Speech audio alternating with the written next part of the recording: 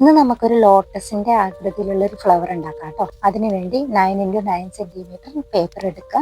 Paper എടുത്തതിന് ശേഷം വീഡിയോയിൽ കാണുന്ന പോലെ മടക്കുക. മടക്കിയതിന് ശേഷം എക്സ്ട്രാ വരുന്നതെല്ലാം കട്ട് ചെയ്ത് പിന്നെ ഒരു ഇതളിന്റെ ആകൃതിയിൽ കട്ട് ചെയ്തെടുക്കുക. ശേഷം നമ്മളൊന്ന് പ്രസ് ചെയ്ത് ആ ഫ്ലവർ വിടർത്തി ഓരോ ഇതളും ഇതുപോലെ ഇങ്ങനെ പ്രസ് ചെയ്ത് കൊടുക്കുക. ആ ഇതളിന്റെ ഒരു പെർഫെക്ഷൻ വരാൻ വേണ്ടിയാണ് കേട്ടോ. അതിനുശേഷം ഈ പറഞ്ഞിരിക്കുന്ന സൈസ് എല്ലാം നമ്മൾ ഉണ്ടാക്കുക.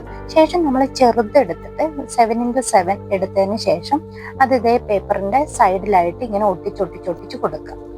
അതിന്റെ മുകളിൽ ഒട്ടിക്കാനാണ് കേട്ടോ. ശേഷം നമ്മൾ ഓരോ പൂവും ഇതുപോലെ ഒട്ടിച്ചൊട്ടിച്ചെടുക്കുക.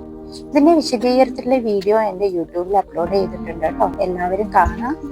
വീട്ടിൽ കുട്ടികളൊക്കെ ഉണ്ടെങ്കിൽ അവർക്കെല്ലാം പറഞ്ഞു കൊടുക്കുക. വളരെ എളുപ്പത്തിൽ ചെയ്യാൻ പറ്റുന്ന ഒരു ഹോം ഡെക്കർ ആണ് കേട്ടോ. ഇനി നമ്മളൊരു സ്റ്റെമ്മും പിന്നെ 2 ഇലയും കൂടെ ചെയ്തെടുത്തിട്ട് ഇതെല്ലാം കൂടെ ഒട്ടിച്ച് വെക്കാം. അപ്പൊ ഇത്രയേ ഉള്ളൂ. എല്ലാവരും ട്രൈ ചെയ്ത് നോക്കുക.